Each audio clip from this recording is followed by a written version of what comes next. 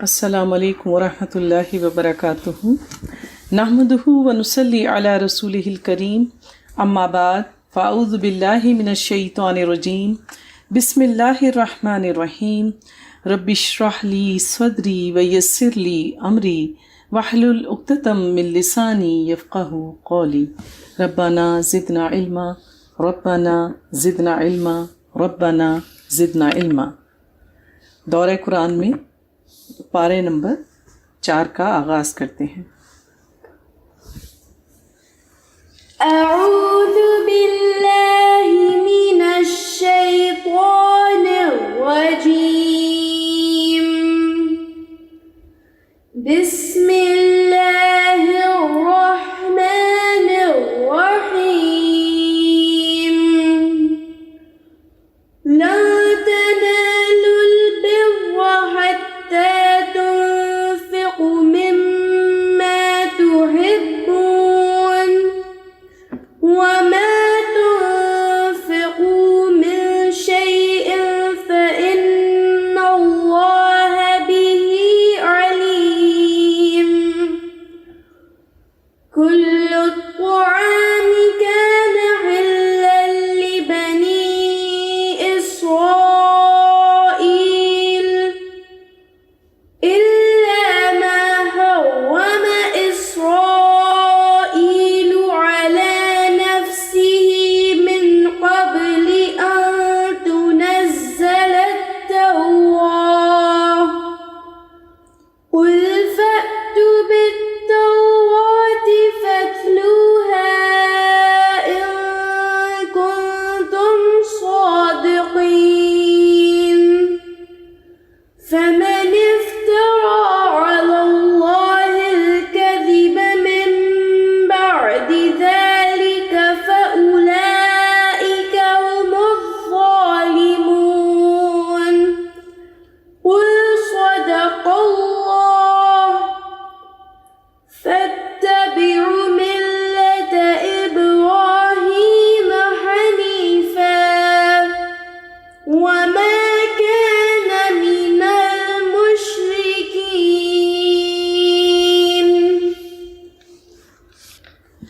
بسم اللہ الرحمن الرحیم۔ لن تنالوا البر حتى تنفقوا مما تحبون، تم ہرگز نہیں پہنچ سکتے نیکی کے مقام کو جب تک کہ خرچ نہ کرو اس میں سے جو تمہیں پسند ہے۔ اللہ تعالیٰ نے اس دنیا میں ہمیں رہتے ہوئے نیکی کے بہت سے مواقع فراہم کیے ہیں، اور اکثر لوگ نیکی کے نام پر اپنا بچا کچا مال یا ردی چیزیں نکال رہے ہوتے ہیں، تو اس لیے اللہ تعالیٰ نے وضاحت کر دی، گو کہ کسی someone's trash is someone's treasure، کہ کسی کا بچا کچا یا ردی چیز بھی کسی دوسرے کے لیے غنیمت ہوتی ہے، لیکن اس کا یہ مطلب نہیں کہ آپ ہمیشہ وہی چیزیں اللہ کے نام پر نکالیں۔ جب آپ اللہ کی رضا کے لیے کوئی کام کریں تو گویا یوں گمان کریں کہ ہم اللہ کو دے رہے ہیں، گویا اللہ تو محتاج نہیں ہے ان چیزوں کا۔ جیسا کہ ہم حدیث میں پڑھتے ہیں، اللہ فرمائے گا اپنے بندے سے، میں بیمار تھا تو میری تیمہ داری کرنے نہیں آیا۔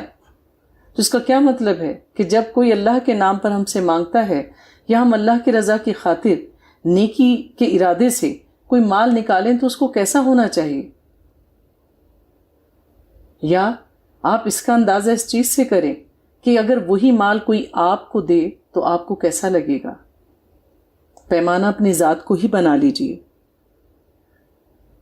اور اللہ فرماتے ہیں جو کچھ بھی تم خرچ کرو گے اللہ اس سے باخبر ہے، کس نیت سے دے رہے ہو، کیا نکال کے دے رہے ہو، کیا کچھ دے سکتے ہو، اللہ سب کچھ جانتا ہے۔ آیت نمبر 96 میں اللہ فرماتے ہیں ان اول بیت وضع للناس للذی ببکہ، یقیناً پہلا گھر جو لوگوں کے لیے بنایا گیا عبادت کے لیے لوگوں کی، وہی ہے جو مکہ ہے۔ تو ہمیشہ سے اللہ کی عبادت کا مرکز بیت اللہ ہی رہا، جس کے بارے میں اللہ کہتے ہیں برکت والا ہے اور ہدایت کا مرکز ہے تمام جہان والوں کے لیے۔ اور پھر اللہ تعالیٰ نے اس میں نشانیاں رکھ دیں بہت سی، صفا و مروہ، مقام ابراہیم، جن کی صفا و مروہ کی ہم صحیح کرتے ہیں، مقام ابراہیم پر نوافل ادا کرتے ہیں، اللہ تعالیٰ فرماتے ہیں قُلْ يَا أَهْلَ الْكِتَابِ لِمَا تُصُدُّونَ عَنْ سَبِيلِ اللَّهِ مَنْ آمَنَ، کہہ دیجئے اہل کتاب تم کیوں روکتے ہو اللہ کے راستے سے اس کو جو ایمان لے آتا ہے؟ تم اس میں کجی پیدا کرنا چاہتے ہو، حالانکہ تم تو خود گواہ ہو، اور اللہ غافل نہیں ہے اس سے جو تم کر رہے ہو۔ تو یہ اشارہ اس طرف ہے جب قرآن پاک کا نزول ہوا اور یہود موجود تھے جو کہ اہل کتاب تھے، اور اہل عرب چونکہ امی تھے، ان کے پاس کوئی کتاب نہیں تھی، تو وہ نبی پاک صلی اللہ علیہ وآلہ وسلم اور دین اسلام کی تصدیق کے لیے ان کے پاس جایا کرتے تھے۔ تو ان سے سوال کیا جا رہا ہے، انہیں تنبیہ کی جا رہی کہ یہ سب باتیں تو تمہاری کتاب میں موجود تھیں، اور تم سے وعدہ لیا گیا تھا کہ تم اس نبی پر ایمان لاؤ گے اور دین اسلام کی ترویج میں اس کے مددگار ہوگے، تو تم اپنے وعدے سے پھر رہے ہو، حالانکہ تم تو اس پہ گواہ تھے، اور جو کچھ بھی تم اس وقت کر رہے ہو اللہ سب کچھ جاننے والا ہے۔ اللہ تعالیٰ فرماتے ہیں آیت نمبر 102 102 یا ایہا الذین آمنوا اتقوا اللہ حق تقاتہ، اے اہل ایمان اللہ کا تقوی اختیار کرو جیسا کہ اس کے تقوی اختیار کرنے کا حق ہے۔ کبھی کبھی مجھے محسوس ہوتا ہے کہ جیسے اس میں تاکید سے زیادہ گلہ ہے کہ انسان اس دنیا میں تھوڑا سا بھی باشعور ہو جاتا ہے تو اس کو چیزوں کی اہمیت کا احساس ہو جاتا ہے، کیا اپنا ہے، کیا پرایا ہے، کیا اچھا ہے، کیا برا ہے، اس کی اپنی پسند و ناپسند کا ایک کرائیٹیریا ہوتا ہے، وہ اپنے آپ کو بھی اہم سمجھتا ہے۔ تو کیا وہ اپنے رب کو نہیں پہچانتا؟ وہ اللہ جو سب چیز کا خالق اور مالک ہے، ہر چیز پر اختیار رکھتا ہے، اس کی رضا کے بغیر ہمیں کچھ نہیں مل سکتا، جو سب کچھ دیکھ رہا ہے، اور پھر سب سے بڑی بات کہ پلٹ کر اسی کے پاس جانا ہے، اسی کو فیس کرنا ہے۔ دنیا میں آپ بعض اوقات دیکھیے کہ ہم کسی کے لیے اگر کچھ نیگیٹو کرنے کا سوچتے ہیں پھر خیال آتا کہ نہیں میں ایسا نہیں کر سکتی، کہ پھر میں کس منہ سے اس کے سامنے جاؤں گی۔ ہوتا ہے نا ایسا؟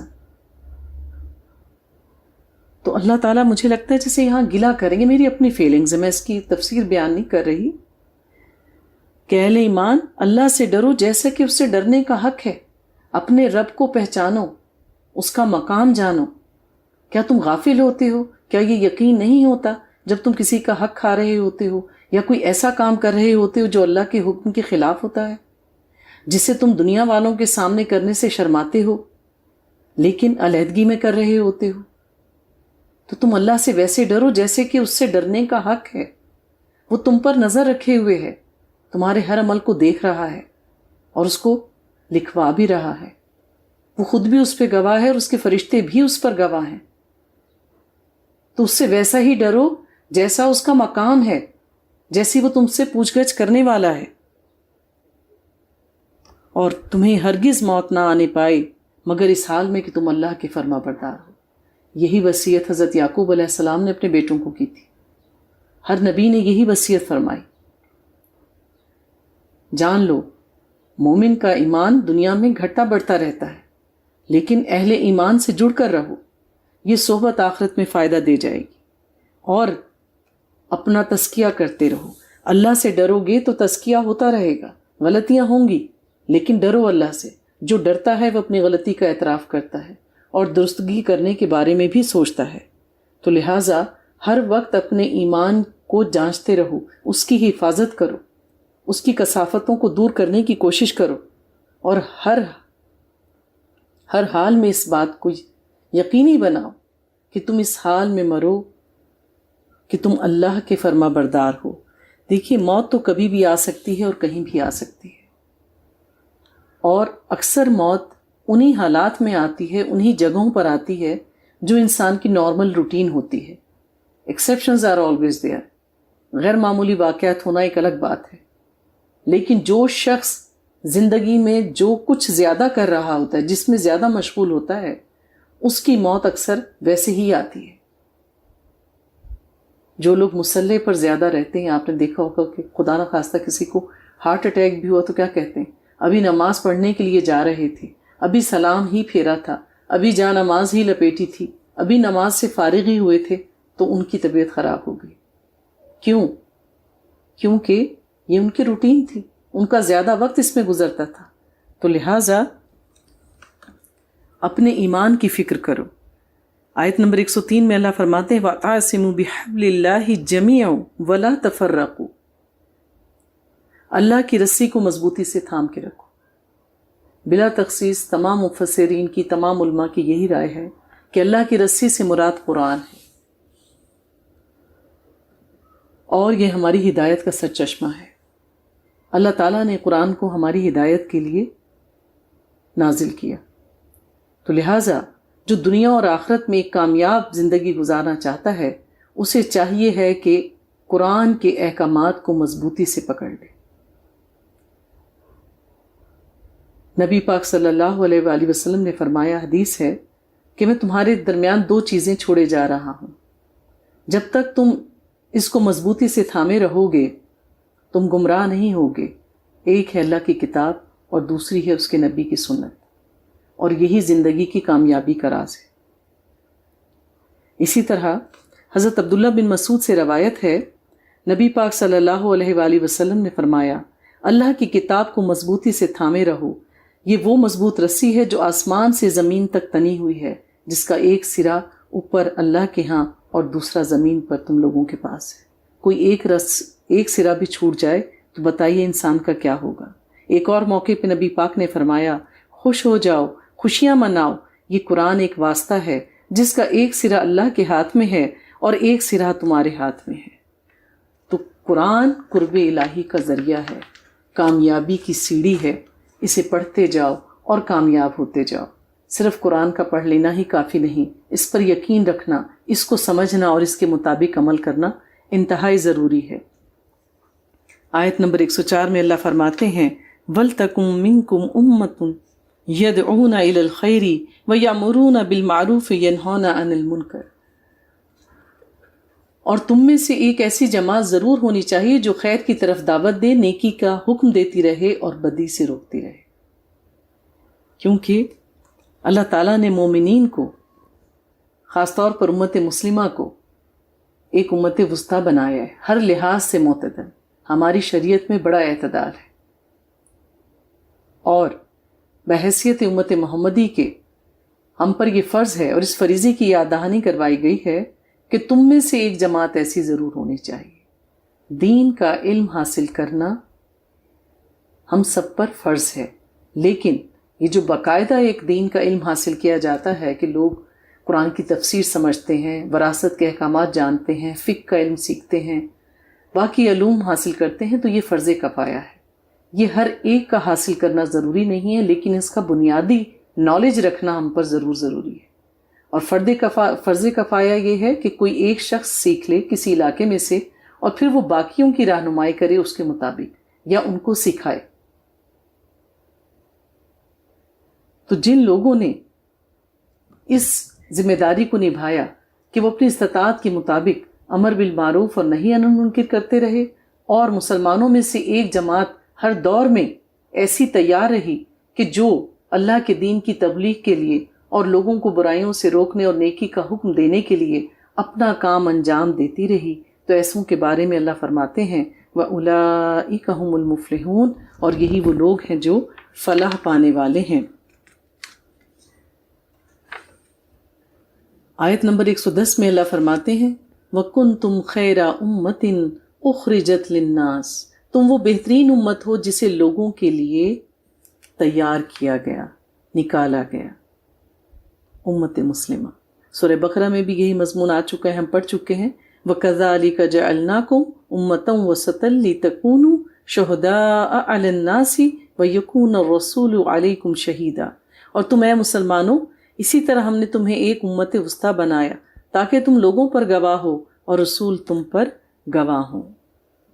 تو یہ قوم کیا کرتی ہے؟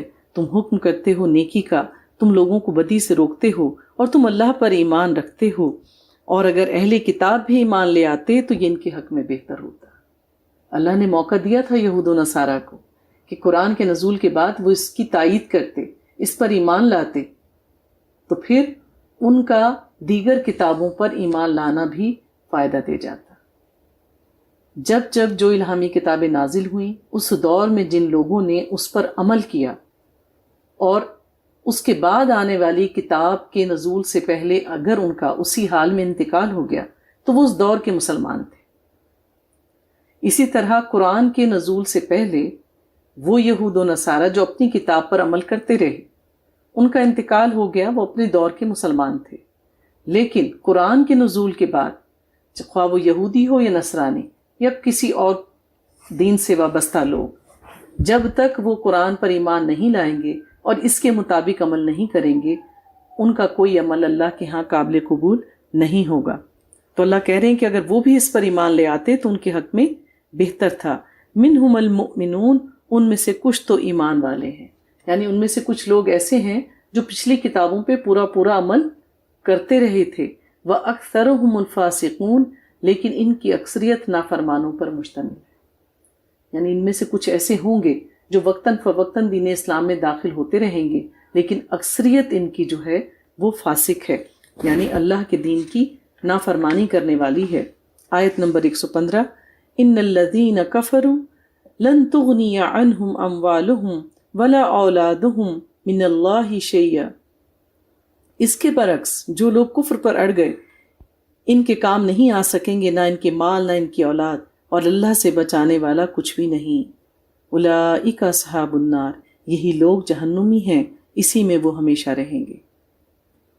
تو جو لوگ اس دنیا کی زندگی عیش و عشرت سے گزارتے ہیں اور اس غفلت میں ہیں کہ جو مال یہاں جمع کر رہے ہیں یا وہ اولاد جو اس دنیا کے اعتبار سے بہت قابل ہے، تو قیامت کے دن ان میں سے کوئی بھی چیز ان کو اللہ کے عذاب سے نہیں بچا سکے گی، کیونکہ انسان مال اور اولاد، خواہ وہ غیر مسلم ہیں یا مسلم ہیں، یہ دو نعمتیں اللہ کی طرف سے جو دی گئی ہیں انسان کے لیے ایک آزمائش ہے۔ اللہ تعالیٰ نے ہر ایک کو آزمانا ہے، اور آزمائش انہی چیزوں سے ہوگی جو چیزیں اس کو عطا کی گئی ہیں۔ اگر کسی کو مال دیا ہی نہیں تو وہ مال سے کیسے آزمایا جائے گا؟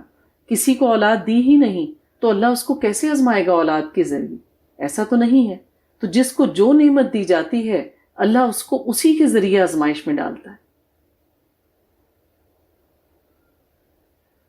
آخرت میں غریب اور مسکین لوگ بہت جلد فارغ ہو جائیں گے، کیونکہ ان کے پاس کچھ تھا ہی نہیں، جس کو وہ برباد کرتے، لٹاتے، یا جس کو کسی غلط جگہ پر استعمال کرتے۔ تو اللہ تعالیٰ فرماتے ہیں کہ یہ چیزیں ان کے آخرت میں کام آنے والی نہیں ہیں۔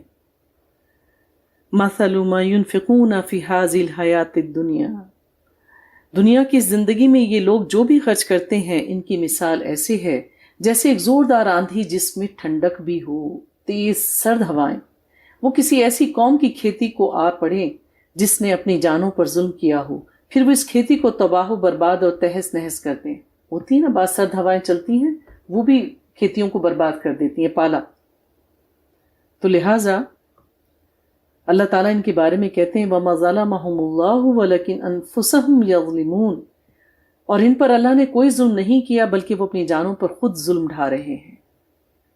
تو یہ لوگ اگر اس دنیا میں کوئی نیکی کا عمل کرتے بھی ہیں، صدقہ و خیرات کرتے بھی ہیں، تو ان کا خرچ کرنا ایسے ہی ہے کہ جیسے زوردار آندھی ہو جس میں پالا ہو اور وہ ساری کھیتی کو برباد کر دے، ایسے ہی ان کے یہ اعمال ضائع ہو جائیں گے۔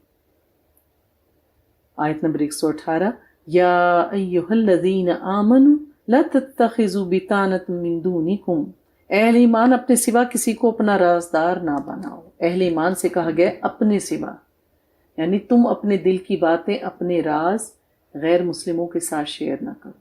وہ تمہارے ساتھ مخلص نہیں ہیں، بلکہ اہل ایمان میں سے ان لوگوں کو ڈھونڈو جو تمہارے ساتھ مخلص ہیں، محبت کرتے ہیں، ان کے ساتھ اپنے دل کی باتیں کرو۔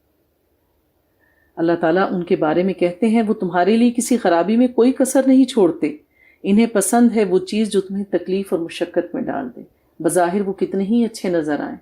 آپ اپنے ارد گرد نظر ڈالیے، ان اقوام پہ نظر ڈالیے جو چیریٹی کے نام پر بہت کچھ تو بھیجتے ہیں، لیکن جب مسلمانوں کی بات آتی ہے تو یہ سب ایک جتھا بن جاتے ہیں اور ہماری نسل کشی کرتے ہیں۔ لیکن ہم ہیں کہ ہماری آنکھوں پہ شاید غفلت کا پردہ ہے، ہم پھر انہی کے ساتھ جڑ جاتے ہیں، ان جیسا ہونے کی کوشش کرتے ہیں، ان جیسا بننے کی کوشش کرتے ہیں، انہیں اپنی محبتوں کی یقین دہانی کرواتے ہیں اور ان کی عادات و اطوار اپناتے ہیں، جبکہ اللہ تعالیٰ ہمیں سے باز رہنے کی تلقین کر رہے ہیں۔ اللہ تعالیٰ کہہ رہے ہیں انہیں پسند نہیں ہے وہ چیز جو تمہیں تکلیف اور مشقت میں ڈالے، ان کی دشمنی ان کے منہ سے بھی ظاہر ہو چکی ہے، اور جو کچھ ان کے سینے میں چھپا ہوا ہے وہ تو اس سے بڑھ کر ہے۔ یعنی زبان سے بھی بعض اوقات ان کے وہ الفاظ نکل جاتے ہیں جو مسلمانوں کو ہرٹ کرتے ہیں، اس دور میں بھی اور آج بھی، اور اگر تم ان کے دل کی کیفیت جان لو تو اندازہ بھی نہیں کر سکتے کہ ان کے دل میں کیا کیا بغض اور عناد چھپا ہے۔ ہم نے تمہارے لیے اپنی آیات کو واضح کر دیا اگر تم عقل سے کام لو۔ اللہ تو نصیحت کر رہا ہے، پر عقل مند کون ہے جو اس نصیحت سے سبق حاصل کرے۔ آیت نمبر 120، وَإِن تَمْسَسْكُمْ حَسَنَةٌ تَسُؤْهُمْ، اے مسلمانوں اگر تمہیں کوئی بھلائی پہنچ جائے تو وہ ان کو بری لگتی ہے، اور اگر تمہیں کوئی تکلیف پہنچے تو اس سے وہ خوش ہوتے ہیں، لیکن اگر تم صبر کرتے رہو اور تقویٰ کی روش اختیار کرتے رہو تو ان کی یہ ساری چالیں تمہیں کوئی مستقل نقصان نہیں پہنچا سکتی۔ ان اللہ بما یعملون محیط، جو کچھ یہ کر رہے ہیں یقیناً اللہ تعالیٰ اس کا احاطہ کیے ہوئے ہے۔ مسلمانوں کی تاریخ اٹھا کے دیکھ لیں، جب تک مسلمانوں میں سے ہی کوئی غدار نہیں ہوتا، دنیا کی کوئی طاقت مسلمانوں کو شکست نہیں دے سکتی۔ یا مسلمان اللہ پر توکل کرنا چھوڑ دے اور دنیاوی اسباب پر توکل کرے تو پھر شکست کا ان کو سامنا کرنا پڑتا ہے۔ تو مومن پہ مشکلات آتی ہیں اگر وہ صبر کرتا رہے اور سیدھی راہ کو نہ چھوڑے، غلط چیزوں پر کمپرومائز نہ کرے، تو اللہ کی مدد آتی ہی آتی ہے اور کامیابی یقینی ہے۔ اپس اینڈ ڈاؤنز آئیں گے، نقصان ہوگا، لیکن اس پہ صبر کرو، تقویٰ کو نہ چھوڑو، اللہ پہ توکل کو نہ چھوڑو، سیدھی راہ سے نہ ہٹو۔ آیت نمبر 121، وَإِذْ غَدَوْتَ مِنْ أَهْلِكَ تُبَوِّئُ الْمُؤْمِنِينَ مَقَاعِدَ لِلْقِتَالِ، اے نبی یاد کیجئے جب صبح کو آپ اپنے گھر سے نکلے تھے اور مسلمانوں کو جنگ کے مورچوں میں معمور کر رہے تھے۔ یہاں سے غزوہ احد کے بارے میں آیات شروع ہوتی ہیں۔ سب سے پہلا غزوہ بدر ہوا، جس میں مسلمانوں کو اللہ تعالیٰ نے عظیم ترین کامیابی سے نوازا، اپنا وعدہ پورا کیا۔ مسلمان تعداد میں کم تھے، دشمن کی تعداد زیادہ تھی، ہر طرح کی تیاری سے لیس تھے مشرکین مکہ، لیکن اللہ تعالیٰ نے ان کا تکبر خاک میں ملایا، 70 ان کے سردار مارے گئے اور مسلمانوں کو بہترین فتح نصیب ہوئی۔ پھر اس کے تقریباً سال بعد غزوہ احد پیش آیا۔ نبی پاک صلی اللہ علیہ وآلہ وسلم نے اپنے ساتھیوں کو جمع کیا اور ان سے رائے لی کہ یہ معرکہ درپیش ہے تو کیا کیا جائے۔ نبی پاک صلی اللہ علیہ وآلہ وسلم ہر کام اپنے صحابہ کرام کے مشورے سے کیا کرتے تھے، اور مشورے میں اللہ تعالیٰ نے بہت برکت رکھی۔ تو ان میں چونکہ آپ کو پتہ ہے کہ نبی پاک صلی اللہ علیہ وآلہ وسلم کے ارد گرد منافقین بھی تھے، تو ان میں سے زیادہ تر کچھ لوگوں نے یہ کہا کہ شہر کے اندر جو ہے وہ رہ کے جنگ کی جائے، اور ان میں سے کچھ جذباتیت پسند کہہ لیں لوگوں کو کہ انہوں نے کہا کہ نہیں، ہم تو کھلے میدان میں جا کر جنگ کرنا چاہتے ہیں، ہم چاہتے ہیں کہ ہم جام شہادت نوش فرمائیں اور ہم لڑیں۔ تو نبی پاک صلی اللہ علیہ وآلہ وسلم نے جنگ کا ارادہ کیا اور حضرت عائشہ صدیقہ رضی اللہ تعالیٰ عنہ کے حجرے سے باہر تشریف لے کر آئے۔ جب صورتحال دیکھی تو ان میں سے وہ لوگ جنہوں نے شہر سے باہر جا کے لڑنے کا کہا تھا، وہ اپنی رائے سے پیچھے ہٹنے لگے اور کہنے لگے کہ ٹھیک ہے، اب بے شک شہر کے اندر ہی رہ کے جو ہے وہ جنگ کر لی جائے۔ اس پر نبی پاک صلی اللہ علیہ وآلہ وسلم نے کہا کہ اب فیصلہ ہو چکا، اب ہم نے تلواریں نیام سے نکال لی ہیں، اب ہم اپنا دشمن کا مقابلہ میدان میں جا کر کریں گے۔ یوں اس غزوے کی ابتدا ہوئی۔ نبی پاک صلی اللہ علیہ وآلہ وسلم نے عبداللہ بن جبیر کی نگرانی میں ایک دستہ جو تھا وہ ایک پہاڑی پر معمور کیا تھا، اور انہیں یہ تاکید کی تھی کہ کسی بھی حال میں تم نے اپنی یہ جگہ نہیں چھوڑنی۔ دشمن سے مقابلہ ہوا، مسلمان بہت بہادری سے لڑے اور دشمن کو پیچھے ہٹنا پڑا۔ خالد بن ولید اس وقت مشرکین مکہ کی طرف سے سپہ سالار تھے، اس وقت تک وہ مسلمان نہیں ہوئے تھے۔ جب مسلمانوں نے دیکھا کہ دشمن کے پاؤں کھڑ گئے ہیں، وہ واپس چلے گئے ہیں، تو مسلمان ان کا مال غنیمت اکٹھا کرنے میں لگ گئے۔ جو لوگ مورچے پہ اوپر پہاڑی پہ تعینات تھے، جنہیں نبی پاک صلی اللہ علیہ وآلہ وسلم نے خاص تاکید کی تھی کہ کچھ بھی ہو جائے تم نے وہ جگہ نہیں چھوڑنی میرے حکم کے بغیر، جب انہوں نے دیکھا کہ سب مال غنیمت اکٹھا کر رہے ہیں تو ہمیں بھی جا کے مال غنیمت اکٹھا کرنا چاہیے، کیونکہ اس وقت مال غنیمت کی تقسیم کا جو حکم تھا وہ آیا نہیں تھا، جو اکٹھا کر لیتا شاید اسی کا ہو جاتا۔ ان کے ذہن میں یہ خیال آیا تو مال کی خواہش ان کے دل میں بھی پیدا ہوئی، واللہ اعلم۔ تو باوجود عبداللہ بن جبیر کے منع کرنے کے، ان میں سے بہت سے صحابہ کرام نیچے اتر آئے، کہا جاتا ہے صرف 10 کے قریب باقی رہ گئے تھے۔ جب دشمن کے سپہ سالار نے دیکھا کہ اوپر سے مورچہ جو ہے وہ خالی ہے، اب ہم پر حملہ نہیں کیا جا سکتا، وہ اپنی بھاگی ہوئی فوج کو اکٹھا کر کے انہوں نے دوبارہ سے حملہ کر دیا۔ مسلمان چونکہ چوکنے نہیں تھے، اپنے ہتھیاروں سے بھی بے پرواہ تھے اور مال غنیمت اکٹھے کرنے میں لگے ہوئے تھے، تو لہٰذا وہ اس حملے کا سامنا نہ کر سکے۔ یوں 70 صحابہ کرام جو تھے وہ شہید ہوئے۔ نبی پاک صلی اللہ علیہ وآلہ وسلم کے دندان مبارک بھی اسی میں شہید ہوئے، اور پھر افواہ پھیل گئی کہ نبی پاک صلی اللہ علیہ وآلہ وسلم شہید ہو گئے۔ اس سے مسلمانوں کے حوصلے جو تھے وہ اور بھی پست ہو گئے۔ اس ساری صورتحال سے ایک سبق اللہ تعالیٰ کو سکھانا مقصود تھا کہ جب تک مومنین اللہ اور اس کے رسول کی اطاعت کرتے رہیں گے، اس کی خلاف ورزی نہیں کریں گے، اللہ کی مدد آئے گی اور وہ سرخرو ہوں گے۔ جو بھی کوئی ان کی اطاعت سے باہر نکلے گا تو اس کو ذلت و رسوائی کا سامنا کرنا پڑے گا۔ تو یہ ایک سبق تھا جو سکھانا مقصود تھا، اور یہی حقیقت تھی۔ پھر آیت نمبر 144 میں فرمایا وما محمد الا رسول اللہ، کیونکہ جب نبی پاک صلی اللہ علیہ وآلہ وسلم کی غزوہ احد میں شہادت کی خبر پھیلی تو حضرت عمر رضی اللہ تعالیٰ عنہ تک بھی یہ کیفیت طاری ہو گئی کہ انہوں نے اپنی تلوار پھینک دی اور دل برداشتہ ہو کر بیٹھ گئے کہ اب ہم نے جنگ کر کے کیا کرنا ہے، اللہ کے نبی اس دنیا سے چلے گئے۔ اللہ نے یہ آیات نازل کی وما محمد الا رسول، محمد صلی اللہ علیہ وآلہ وسلم اس کے سوا کچھ نہیں کہ بس وہ ایک رسول ہے۔ ان سے پہلے بھی بہت سے رسول گزر چکے، تو کیا اگر ان کا انتقال ہو جائے یا وہ قتل کر دیے جائیں تو کیا تم واپس اپنی ایڑیوں کے بل لوٹ جاؤ گے؟ یعنی تم اس دین سے پھر جاؤ گے؟ کیا تم نے خود کچھ نہیں کرنا؟ موت تو ایک اٹل حقیقت ہے، تو جو کوئی بھی اپنی ایڑیوں کے بل لوٹ جائے گا وہ اللہ کا کچھ بھی نقصان نہیں کر سکے گا۔ ہاں، اللہ بدلہ دے گا شکر کرنے والوں کو۔ تو دنیا میں لوگ آتے بھی ہیں اور جاتے بھی ہیں، لیکن اللہ کی دنیا کا نظام، اللہ کے دین کا نظام چلتا رہتا ہے۔ اللہ جس سے چاہتا ہے وہ کام لے لیتا ہے۔ یعنی آپ نے اگر اپنا فریضہ ادا نہیں کیا بحیثیت مسلمان، آپ نے اللہ کے دین میں اپنا حصہ نہیں ڈالا اور اللہ نے وہ کام کسی سے لینا ہو، تو کیا ہمیں یہ احادیث پتہ نہیں کہ قیامت کے قریب جب لوگ امر بالمعروف اور نہی عن المنکر کرنا چھوڑ دیں گے تو اللہ تعالیٰ زمین سے ایک جانور نکالیں گے، دعوت الارض آئے گا جو لوگوں کو تلقین کرے گا، تو اللہ جس سے چاہے گا وہ کام لے لے گا۔ پھر آیت نمبر 145 میں اللہ فرماتے ہیں وَمَا كَانَ لِنَفْسٍ أَن تَمُوتَ إِلَّا بِإِذْنِ اللَّهِ، کسی جان کے لیے یہ ممکن نہیں کہ وہ مر سکے مگر اللہ کے حکم سے۔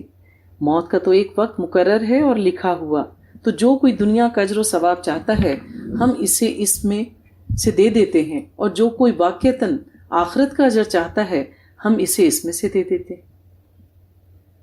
وَسَنَجْزِي الشَّاكِرِينَ، اور شکر کرنے والوں کو ہم بھرپور جزا دیں گے۔ تو اس لیے ہم کیا دعا کرتے ہیں؟ ربنا آتنا فی الدنیا حسنہ وفی الآخرۃ حسنہ وقنا عذاب النار۔ نبی پاک نے ہمیں یہ دعا سکھائی۔ اللہ سے ہی سب کچھ مانگنا ہے، مانگتے رہنا ہے۔ اللہ کو مانگنا پسند ہے کیونکہ وہ عطا کرنے والا ہے، لیکن اللہ سے دنیا کم اور آخرت زیادہ مانگے کیونکہ اس کی زیادہ ضرورت ہے۔ لیکن جو دنیا مانگتے ہیں تو اللہ کہتے ہیں ان کو دنیا ہی دے دیتے ہیں، پھر آخرت میں ان کا کوئی حصہ نہیں ہوتا۔ تو بہترین دعا کیا ہے کہ اللہ سے دنیا بھی مانگی جائے اور آخرت بھی۔ آخرت زیادہ مانگی جائے، دنیا تو مل ہی جائے گی جو اللہ نے ہماری تقدیر میں لکھ دی۔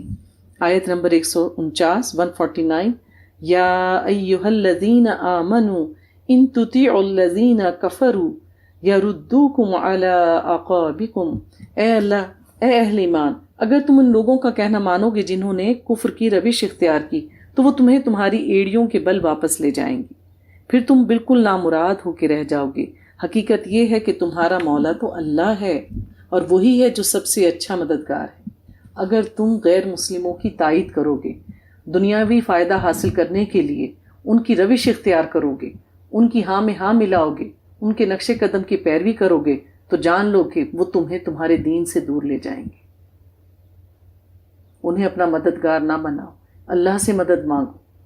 دنیاوی طور پر ان سے لین دین رکھنا، تجارتی کاروبار کرنا یا معاشرتی تعلقات قائم کرنا، اس سے ہمارا دین منع نہیں کرتا، لیکن اپنا نفع نقصان ان سے جوڑ لینا، ان کے مرہون منت ہو جانا، اللہ کو یہ رویہ پسند نہیں ہے۔ کیونکہ مومن جو ہے وہ دنیاوی اسباب اختیار کرتا ہے لیکن توکل اللہ رب العزت پہ کرتا ہے۔ آیت نمبر 156، یا ایہا الذین آمنوا لا تکونوا کالذین کفروا، اے لوگو جو ایمان لائے ہو تم ان لوگوں کی طرح نہیں ہو جانا جنہوں نے کفر کیا۔ یہ بات اس لیے ان کی زبان پر آتی ہے تاکہ اللہ کو ان کے دلوں میں حسرت کا باعث بنا دے۔ یہ جب غزوہ احد میں نبی پاک صلی اللہ علیہ وآلہ وسلم جنگ کی تیاری کر رہے تھے تو ہم جانتے ہیں کہ منافقین مختلف قسم کے ہیلے بہانے کر کے جنگ سے اپنے آپ کو دور رکھتے تھے۔ منافقوں کو، مشرکوں کو اپنی جان بڑی عزیز ہوتی ہے۔ مومن تو اللہ کی خاطر اپنی جان ہتھیلی پہ لیے پھرتا ہے کہ اللہ کی راہ میں قربان کرنے کا موقع ملے اور میں اپنی جان نذرانے کے طور پہ پیش کروں، جبکہ ان لوگوں کو اگر اللہ تعالیٰ ہزاروں سال کی عمر بھی دے دے تو یہ کہیں گے مزید اور مل جائے اور ہم اسی دنیا میں رہتے رہیں۔ تو جن منافقین نے انکار کیا تھا جنگ میں جانے سے، اور جب مسلمان واپس لوٹے اس غزوے سے تو وہ آ کر ان کے حالات دیکھ کے کتنے لوگ مارے گئے، مال غنیمت بھی ہاتھ نہ آیا، اور نبی پاک صلی اللہ علیہ وآلہ وسلم کی ناراضگی الگ ان کو ملی، تو وہ یہ کہنے لگے کہ ہم اچھے نہیں رہے تم سے کہ ہم نہیں گئے، ہماری جانیں بچ گئیں۔ تو اللہ تعالیٰ کہتے ہیں یہ بات اس لیے ان کی زبان پر آتی ہے تاکہ اللہ کو ان کے دلوں میں حسرت کا باعث بنا دے۔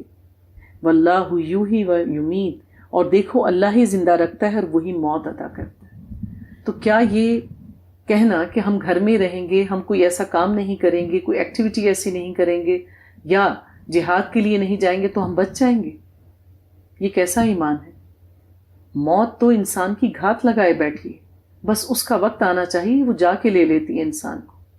تو پھر یہ بہتر نہیں ہے کہ اللہ کی راہ میں، اللہ کی رضا کے کام میں موت آئے؟ اس نے تو آنا ہی ہے، تو بہترین موت کون سی ہے جو اللہ کی راہ میں دے دی جائے؟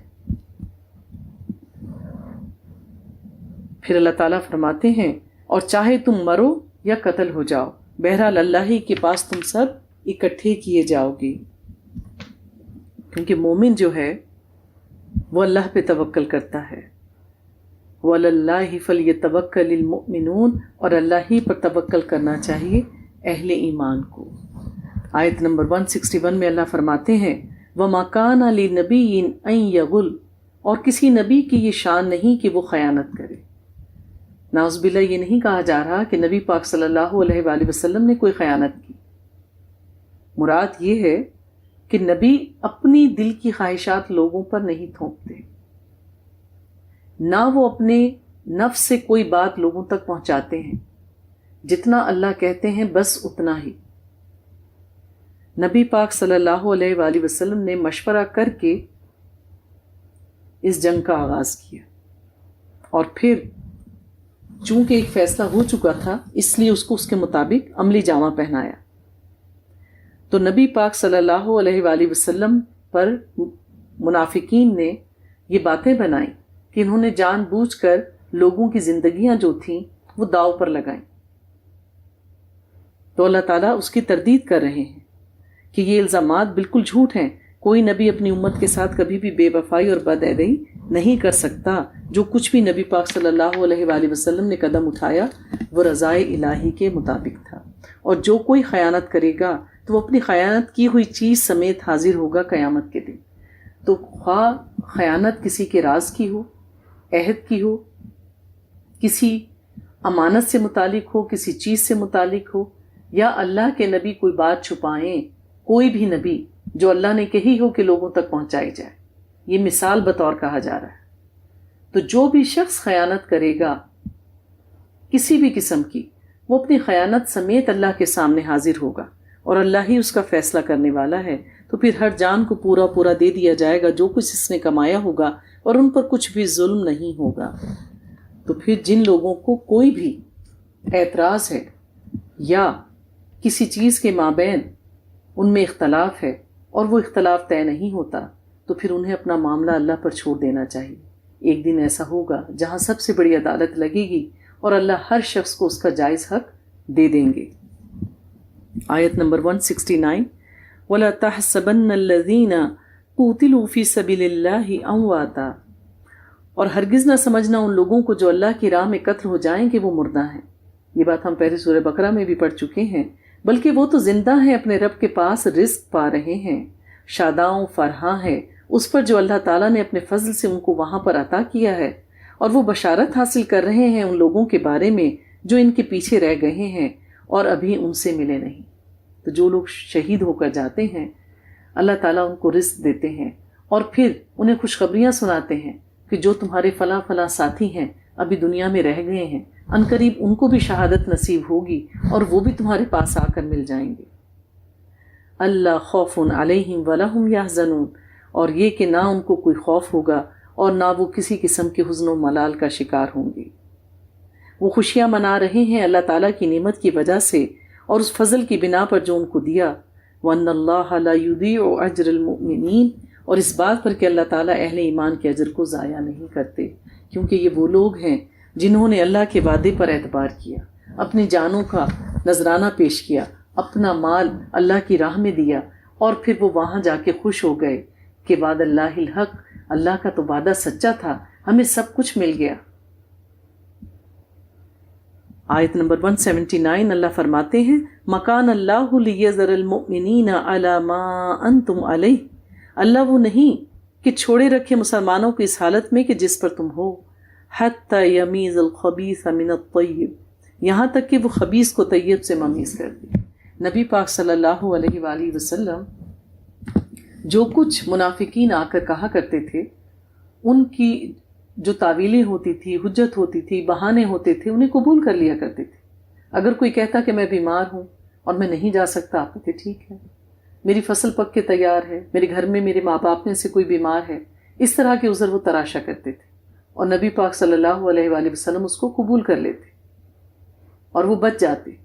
تو وہ سمجھتے تھے کہ ہم نے تو نبی پاک صلی اللہ علیہ وآلہ وسلم کو نعوذ باللہ بے وقوف بنا لیا، ہم بچ گئے۔ پر اللہ تو اللہ ہے، آزمائش کے بغیر تو جنت نہیں ملے گی، اور یہ ہو نہیں سکتا کہ اللہ تعالیٰ سب کو ایک ہی صف میں کھڑا کر دے۔ کھرا اور کھوٹا اللہ تعالیٰ پھٹک کر الگ نکال دیتے ہیں۔ یہ زندگی میں اونچ نیچ ایسے ہی نہیں آتی، طرح طرح کی آزمائشیں یوں ہی نہیں ہو جاتی، اللہ کی حکمت پوشیدہ ہوتی ہے۔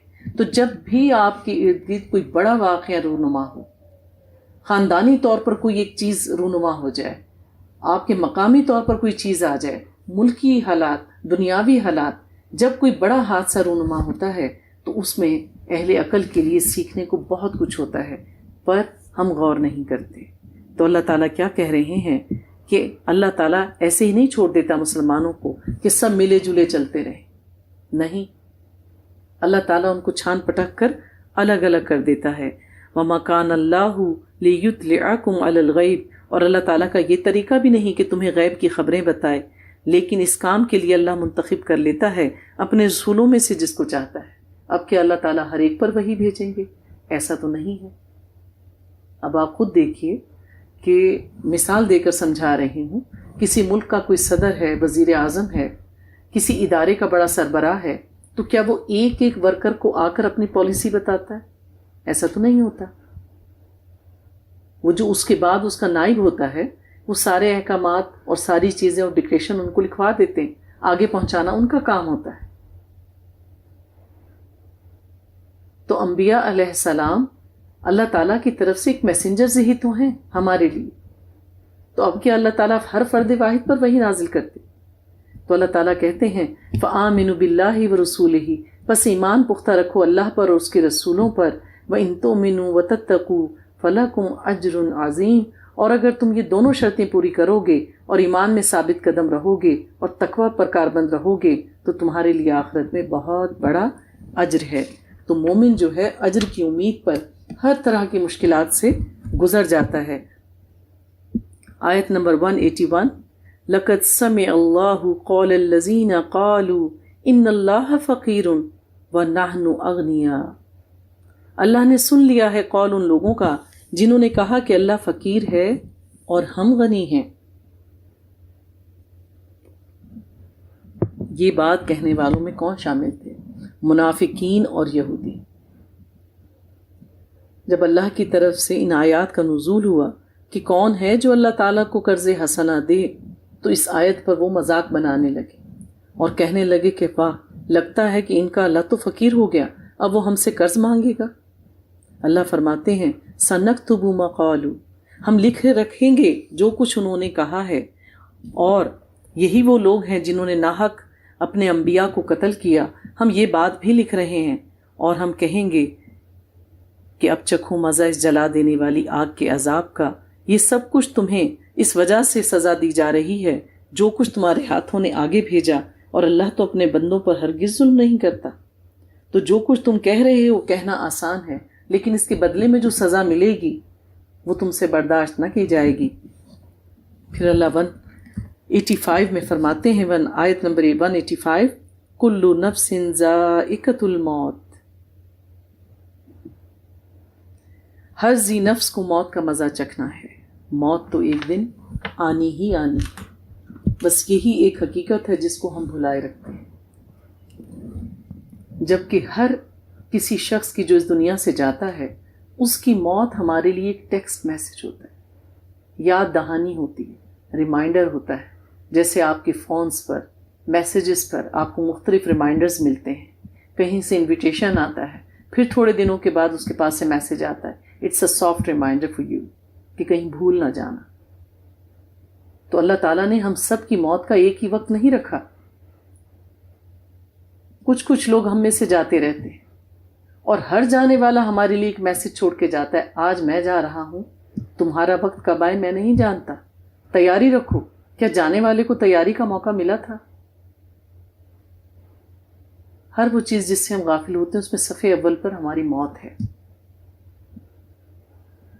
تو اللہ تعالیٰ فرماتے ہیں اور تم کو تمہارے اعمال کا پورا بدلہ تو قیامت کے دن ہی دیا جائے گا، اور پھر بتا دیا فَمَنْ زُحْزِحَ عَنِ النَّارِ وَأُدْخِلَ الْجَنَّةَ فَقَدْ فَازَ، تو جو کوئی بچا لیا گیا جہنم سے اور داخل کر دی گیا جنت میں تو وہ کامیاب ہو گیا۔ اللہم ربنا اجعلنا منہم، اے اللہ ہمیں بھی ان لوگوں میں شامل فرما۔ جب اس قسم کی آیات آئیں، اللہ کی نوازنے والی، اللہ کی بخشش والی، اللہ کی رضا والی، تو فوراً اپنے لیے اور تمام مومنین کے لیے دعا کی جائے۔ وَمَا الْحَيَاةُ الدُّنْيَا إِلَّا مَتَاعُ الْغُرُورِ، اور یہ دنیا کی زندگی تو اس کے سوا کچھ نہیں کہ صرف دھوکے کا سامان ہے۔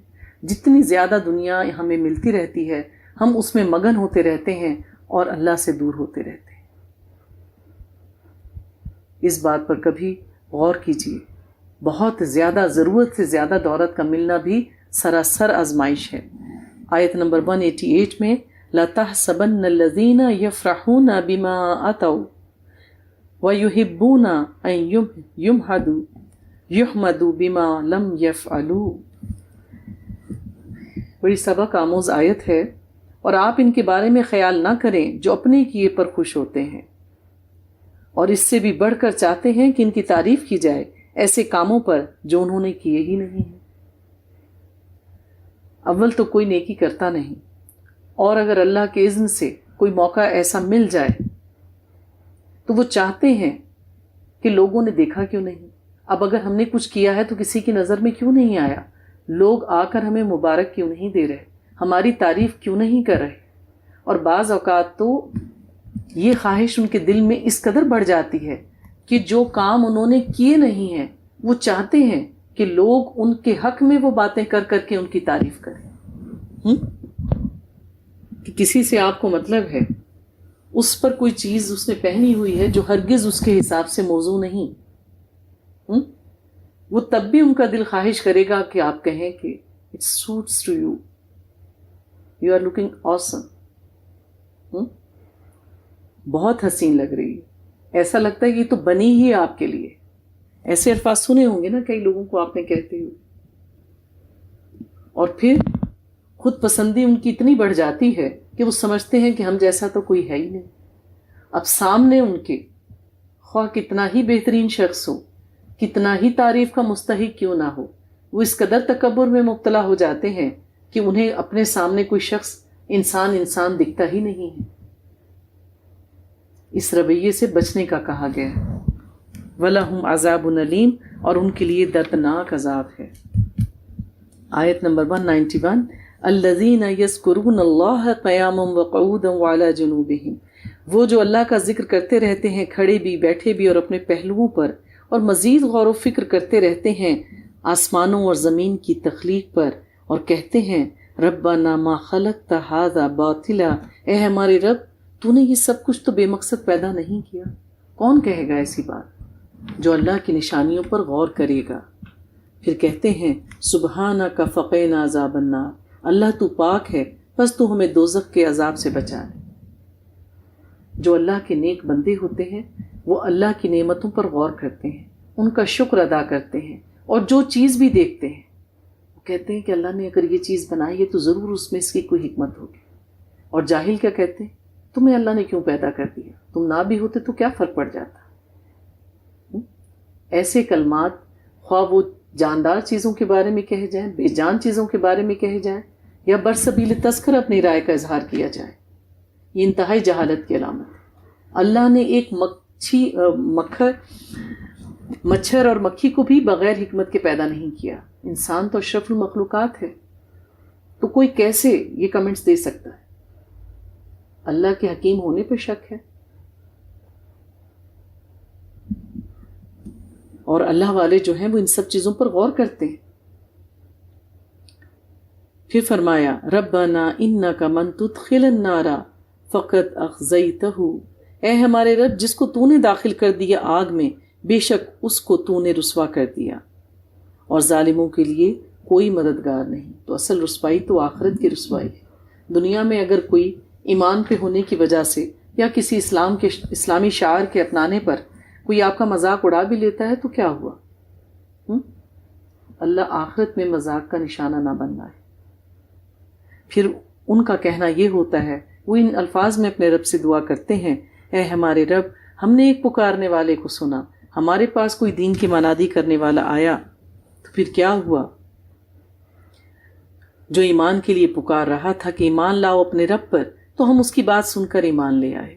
اے ہمارے رب ہمارے گناہ بخش دے، ہماری برائیاں ہم سے دور کر دے، وتوفنا مع الابرار، اور ہمیں نیک اور وفادار بندوں میں مارنا، ہمیں ان کی حالت میں موت آئے. پھر وہ کہتے ہیں اے ہمارے رب ہمیں عطا فرما وہ سب کچھ جس کا تو نے وعدہ کیا ہم سے اور اپنے رسولوں کے ذریعے، ولا تخزنا یوم القیامہ، اور ہمیں قیامت کے دن تو رسوا نہ کرنا، انک لا تخلف المیعاد، اور یقیناً تو اپنے وعدے کے خلاف نہیں کرتا. ان کی دعاؤں میں زیادہ فکر آخرت کی ہوتی ہے. وہ آخرت کی پکڑ سے ڈرتے ہیں، عزت کی زندگی اور عزت کی موت مانگتے ہیں اللہ سے. پھر فاستجاب لہم ربہم، تو ان کے رب نے ان کی دعا قبول کر لی. تو اللہ تعالیٰ اپنے بندوں کی دعاؤں کا سننے والا ہے. اللہ تعالیٰ کہتے ہیں کہ جب میرا بندہ مجھ پر یقین کر کے مجھے پکارتا ہے تو میں اس کی پکار کو سنتا ہوں اور اس کا جواب دیتا ہوں. آیت نمبر 196، لا یغرنک تقلب الذین کفروا فی البلاد، اے نبی صلی اللہ علیہ وسلم آپ کو دھوکے میں نہ ڈالے ان کافروں کی چلت پھرت شہروں کے اندر. آج بھی اگر ہم اس دنیا پر نظر ڈالیں تو ہمیں لگتا ہے کہ جو باقی امت مسلمہ سے ہٹ کر دیگر مذاہب کی قومیں ہیں وہ ترقی کر رہی ہیں، خوشحال ہیں، مالی طور پہ، جسمانی طور پہ، دنیاوی طور پر، علم کے اعتبار سے. اور جو لوگ دین پر عمل کرنے والے ہیں، اللہ کو ماننے والے ہیں، وہ اتنی ترقی نہیں کر رہے.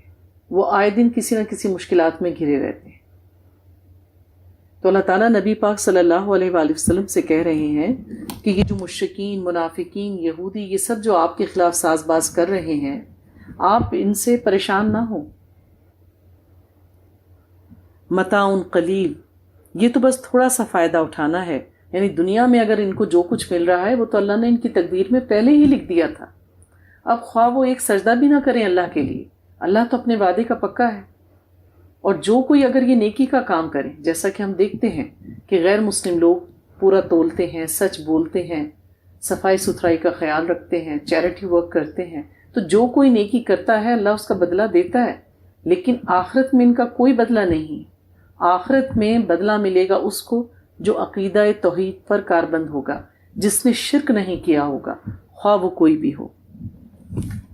آیت نمبر 200 میں یا ایھا الذین آمنوا اصبروا وصابروا ورابطوا، اے اہل ایمان صبر کرو اور صبر میں اپنے دشمنوں سے بڑھ جاؤ.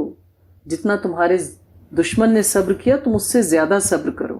آپ دیکھیے پیچھے واقعہ احد گزرا ہے. غزوہ بدر میں ان کے 70 سردار مارے گئے تھے. غزوہ احد میں مسلمانوں کے 70 صحابہ شہید ہوئے. تو اللہ تعالیٰ کہہ رہے ہیں انہوں نے بھی تو صبر کیا تھا نا، ہمت نہیں ہاری، پھر ایک اور جنگ کی تیاری کر کے آ گئے بدلہ لینے کے لیے. تو تم ان سے زیادہ صبر کرو. ان اللہ مع الصابرین، اور صبر میں اپنے دشمنوں سے بڑھ جاؤ. ورابطوا، اور مربوط رہو.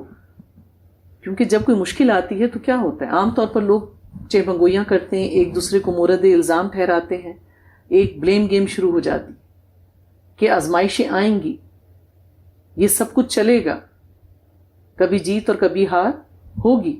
لیکن کیا ہے، آپس میں اختلاف میں نہ پڑو. غلط اور صحیح فیصلے ہوتے رہتے ہیں ہر سطح پر، ملکی سطح پر، قومی سطح پر، گھریلو معاملات میں.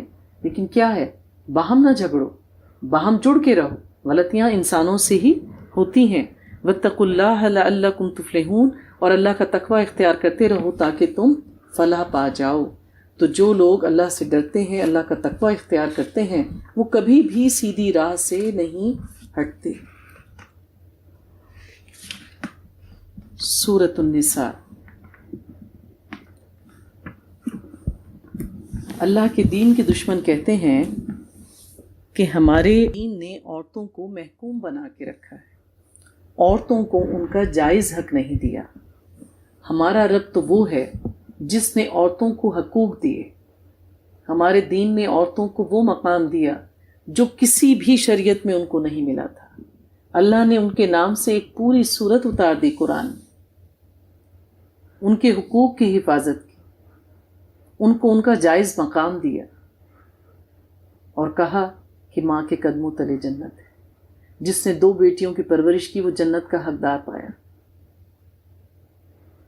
یہ ہے ہمارا دین اسلام. بسم اللہ الرحمن الرحیم. یا ایھا الناس اتقوا ربکم الذی خلقکم من نفس واحدہ وخلق منها زوجها وبث منهما رجالا کثیرا ونساء.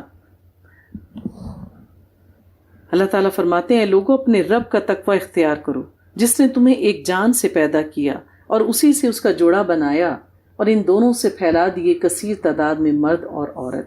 یہاں پہ اس آیت میں منہما سے مراد حضرت آدم اور حوا ہیں. اللہ تعالیٰ نے آدم علیہ السلام کو اپنے ہاتھ سے تخلیق کیا اور پھر ان کی بائیں پسلی سے حضرت حوا علیہ السلام کو پیدا فرمایا اور پھر ان سے بے شمار مرد اور عورت پیدا کیے اور ان کو ساری زمین پر پھیلا دیا.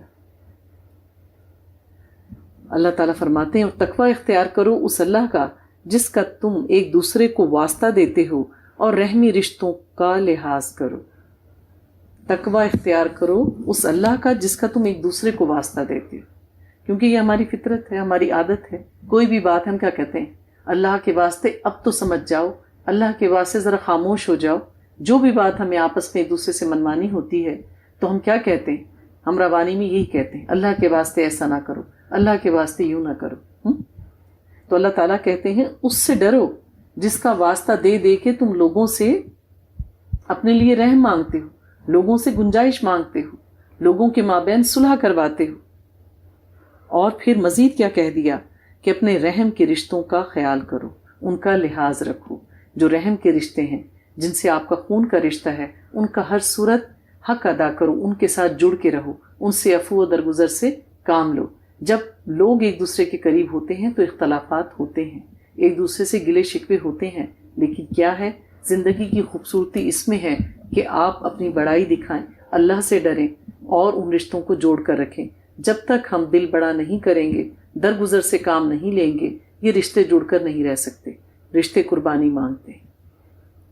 ان اللہ کان علیکم رقیبا، یقیناً اللہ تعالیٰ تم پر نگران ہے. اور جب تم لوگوں کے درمیان معاملہ کر رہے ہوتے ہو تو یہ نہ بھولا کرو کہ اللہ دیکھ رہا ہے. آیت نمبر 2، وَآتُوا الْيَتَامَ أَمْوَالَهُمْ، اور یتیموں کے مال ان کے حوالے کر دو. اب اس دور میں آپ دیکھیے کہ ہر وقت کوئی نہ کوئی معرکہ جو تھا وہ ہوتا رہتا تھا. صحابہ کرام شہید ہوتے تھے، بچے یتیم ہوتے تھے، عورتیں بیوہ ہوتی تھیں. تو یہاں پر اسی مسئلے کو بیان کیا گیا ہے کہ جب کوئی یتیم ہو تو پھر اس کا مال اس کے حوالے کر دو، کیونکہ یتیم کے سر سے باپ کا سایہ چلا جاتا ہے، اور باپ جو ہے وہ اپنی اولاد کے لیے ایک چھتری کی مانند ہوتا ہے، ایک سایہ دار درخت ہوتا ہے. اس کے حقوق کی حفاظت کرتا ہے، اس کی جان کی حفاظت کرتا ہے. تو اس لیے اللہ تعالیٰ نے تنبیہ کر دی، وَلَا تَتَبَدَّلُوا الْخَبِيثَ بِالطَّيِّبِ، اور برے مال کو اچھے مال سے نہ بدلو. یہ نہ ہو کہ یتیم ہے تو اس کو جائیداد میں سے، وراثت میں سے بری بری چیزیں دے دو اور اچھی اپنے لیے رکھ لو. جیسے پلاٹ ہوتے ہیں نا کہ کارنر کا پلاٹ ہم لے لیں گے، وہ تو یتیم ہے، 2 بھائیوں کی جائیداد تقسیم ہو رہی ہے اور پیچھے والا جو ہے دوسرے کو دے دیا جائے. جو موقع کی دکانیں ہیں وہ خود رکھ لی جائیں، جو ذرا دور پر ہیں وہ اس کو دے دی جائیں. اسی طرح باقی وراثت تقسیم ہو تو اس میں سے ردی چیزیں ان کو دے دی جائیں اور اچھی چیز خود رکھ لی جائے. اس کے بارے میں اللہ تعالیٰ تنبیہ کر رہے ہیں. اور ان کے مال اپنے مالوں میں شامل کر کے ہڑپ نہ کرو، یقیناً یہ بہت بڑا گناہ ہے. تو یتیم کے مال اپنے اندر ملا کر کے جب وہ بڑے ہوں تو یہ کہا جائے کہ جی تمہاری ان چیزوں پر ہم نے خرچ کر دیا، یا اکٹھا ایک گھر میں خرچ ہوتا تھا. اب اگر کوئی یتیم 1 یا 2 ہیں اور آپ کے گھر کے افراد خود 8 ہیں، آپ ان کو ملا کر سارا خرچہ کرتا رہیں تو پھر کیا ہے؟ کیا یہ انصاف ہوگا؟ ایسا ہرگز درست نہیں. اللہ فرماتے ہیں وَإِنْ خِفْتُمْ أَلَّا تُقْسِطُوا فِي الْيَتَامَى فَانكِحُوا مَا طَابَ لَكُم مِّنَ النِّسَاءِ مَثْنَىٰ وَثُلُثَ وَرُبَعَ، اور اگر تمہیں اندیشہ ہو کہ تم یتیم بچیوں کے بارے میں انصاف نہیں کر سکو گے تو انہیں اپنے نکاح میں نہ لاؤ، بلکہ جو عورتیں تمہیں پسند ہوں ان سے نکاح کر لو، 2 3 یا 4. تو یہاں یہ آیت دلالت کرتی ہے کہ 4 تک شادیاں کرنے کی اجازت ہے، بشرط یہ کہ سب کے حقوق بالکل انصاف کے ساتھ پورے کیے جائیں. تو جہاں بچے یتیم ہوتے ہیں وہاں بچیاں بھی یتیم ہوتی تھیں، تو ان کے بارے میں اللہ تعالیٰ نے واضح کر دیا کہ اگر بچی خوبصورت ہے اور جو باپ فوت ہوا وہ مالدار تھا تو ظاہر ہے اس کو تو کوئی بھی اچھا رشتہ مل سکتا ہے. ایسے میں جو ان کے وارث ہوں، ہوتا ہے نا ایسا کہ ایک بھائی کا بالکل نکما لڑکا ہے، پڑھا لکھا نہیں ہے، غیر ذمہ دار ہے، اور کوئی بھتیجی یا بھانجی یتیم ہے تو زبردستی اس کا رشتہ کروا دیا جائے. تو اللہ تعالیٰ ایسا کرنے سے منع کر رہے ہیں کہ اگر جو وہ ڈیزرو کرتی ہیں اس کے مطابق تم حق مہر نہیں باندھ رہے، باقی شرائط اس کے حساب سے نہیں رکھ رہے، تو پھر کیا ہے کہ ان بچیوں کے نکاح ان کی مناسبت سے کہیں اور کرو. اور تم نے اگر کرنی ہے تو بھلے 1 کرو، 2 کرو، 3 کرو، 4 کرو، لیکن جس کا تم حق ادا کر سکو. کیونکہ اس دور میں یہ ہوتا تھا کہ یتیم لڑکیوں کے ولی اور جو سرپرست ہوتے تھے وہ خود نکاح کر لیتے تھے. اس طرح اچھی لڑکیاں بھی مل جاتی تھیں نکاح کرنے کے لیے اور ان کا مال بھی ان کے پاس آ جاتا تھا. تو لہٰذا اللہ تعالیٰ نے یہ عمل کرنے سے منع فرمایا. پھر اللہ تعالیٰ مزید فرماتے ہیں وَإِنْ خِفْتُمْ أَلَّا تَعْدِلُوا فَفَاحِدَةً، لیکن اگر تمہیں اندیشہ ہو کہ ان کے درمیان عدل نہ کر سکو گے تو پھر بس ایک ہی کرو. جو شخص بیوی کے حقوق صحیح طریقے سے ادا نہیں کرے گا، یعنی اگر اس نے 2 شادیاں کی ہیں یا 3 شادیاں کی ہیں لیکن وہ کسی ایک کی طرف جھک گیا اور باقیوں کو ان کے حق سے محروم کر دیا تو وہ قیامت کے دن آدھے دھڑ کے ساتھ آئے گا.